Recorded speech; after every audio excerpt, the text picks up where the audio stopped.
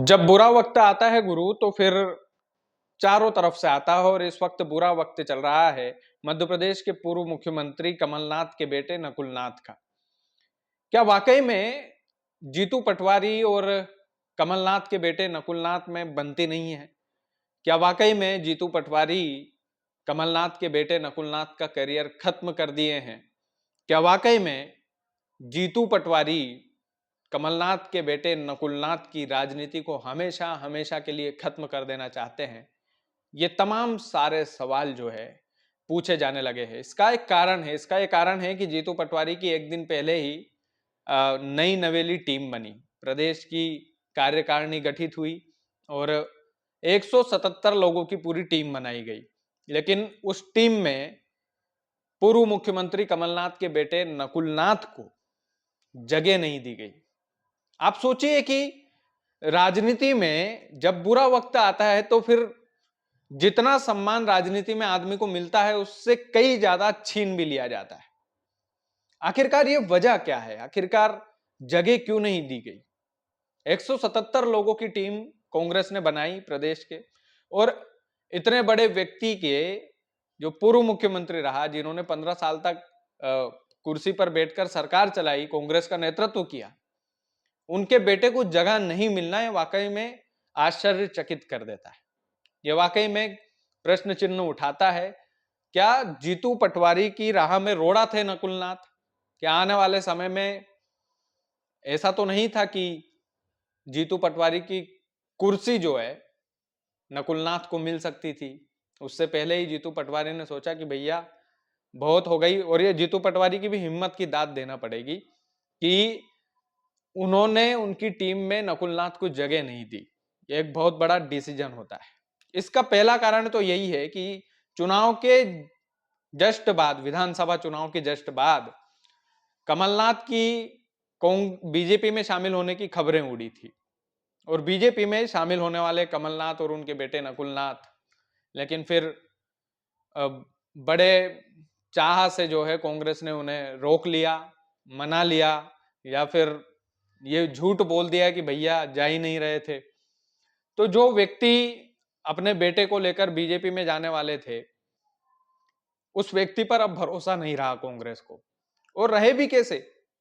आपको कांग्रेस ने इतना सम्मान दिया, इतना मान दिया, छिंदवाड़ा की राजनीति में आप जो है हुकुम के हिक्के हमेशा से रहे, इतने लंबे समय तक आप सांसद रहे, कांग्रेस ने आपको मुख्यमंत्री बनाया, सब कुछ दिया, उसके बाद भी मीडिया में ये खबर आना कि कमलनाथ जो है कांग्रेस छोड़कर भाजपा में शामिल हो रहे हैं, और आप 2 दिन तक कुछ नहीं बोलते हैं, कुछ भी नहीं बोलते हैं। ऐसे में कांग्रेस अब छटनी करने लगी है ऐसे लोगों की जिन जो आगे जाकर के दगा दे सकते हैं, और उनमें से कमलनाथ के बेटे और कमलनाथ स्वयं भी है। क्योंकि कितना बड़ा झटका होगा ना लोकसभा चुनाव के पहले की कांग्रेस के लिए कि कमलनाथ स्वयं जाने वाले थे बीजेपी में। ऐसी खबरें मार्केट में उड़ी और कमलनाथ सफाई तक नहीं दिए। पहला कारण तो देखो यही है कि अब उनके बेटे को भुगतना पड़ेगा। राजनीति का सीधा सा फंडा यह है कि डिसीजन मेकिंग जिसकी बढ़िया हो, राहुल गांधी के बिल्कुल खास माने जाते हैं जीतू पटवारी, और जीतू पटवारी को खुले हाथ दे रखे कि भैया जो आपको डिसीजन लेना है वो लो, और उन्होंने वो डिसीजन लिया कि हमको जगह नहीं देनी है ऐसे आदमी को हमारी कार्यकारिणी में, जो बीजेपी के साथ जाने वाले थे या अटकलें लगाई जा रही थी। और उन अटकलों पर इन दोनों बाप बेटों ने खामोशी भी उस समय पर जो है साधी थी कि चुपचाप रहे थे। नहीं तो बोलना क्या था कि नहीं नहीं ये सब झूठी खबरें हैं, हम कांग्रेस के सच्चे सिपाही हैं और कांग्रेस में ही रहेंगे, इतना ही बोलना था। लेकिन इतना भी नहीं बोला इन्होंने। तो कहीं ना कहीं कुछ तो डील हुई होगी। उसी वजह से नकुलनाथ को अब जो है भुगतना पड़ रहा है। ना इधर के रहे गुरु, ना इधर के रहे, दोनों चीजें हैं। एक फैक्ट बात यह है कि जीतू पटवारी ने जो नई टीम बनाई है उसमें दिग्विजय सिंह के बेटे को जगह दी गई है। आप सोचिए कि ये कहीं दो गुट तो नहीं हो गए। कमलनाथ, तीन गुट, माफ कीजिएगा, कमलनाथ जी अलग, दिग्विजय जी अलग और जीतू पटवारी जी अलग। ये गुटबाजी जब तक खत्म नहीं होगी, इस गुटबाजी पर जब तक खुलकर राय कांग्रेस नहीं रखेगी, तब तक मध्य प्रदेश में यही हाल रहेगा जो वर्तमान में है। आप देखिए कि बीजेपी के संगठन किस तरीके से काम करते हैं। एक आम कार्यकर्ता उनका, एक आम कार्यकर्ता से लेकर शीर्ष नेतृत्व तक जो है चेंज कर देती है, बदल देती है बीजेपी। उसमें ना फिर ये देखा जाता है कि ये फलाने का बेटा है, उसमें ये ना सिर्फ ये देखा जाता है कि ये ढिमके का बेटा है। बीडी शर्मा जब प्रदेश अध्यक्ष नहीं थे तब उनको कितने लोग जानते थे मध्य प्रदेश में, कितने लोग जानते होंगे। जब बनाए गए तब मुख्यमंत्री सीएम मोहन यादव की का जब ऐलान हुआ था कि मोहन यादव को मध्य प्रदेश का मुख्यमंत्री बनाया गया, तो अचानक से गूगल सर्च करने लगे थे लोग कि भैया मुख्यमंत्री साहब है कौन, दिखते कैसे हैं और कहां के रहने वाले हैं। मोहन यादव का नाम तो पहली बार सुना है। तो इस तरीके का डिसीजन जो है अब जीतू पटवारी भी लेने लगे हैं कि जो परंपरागत चीजें थी और जिन लोगों की अब रवैये में ये दिख गया था कि जब हमारी पार्टी संकट में थी तब ये लोग जाने वाले थे, तब तो ऐसे लोगों को अब थोड़ा थोड़ा करके खिसका ही देना है, करियर इनका बॉर्डर पर लाकर खड़ा कर ही देना है।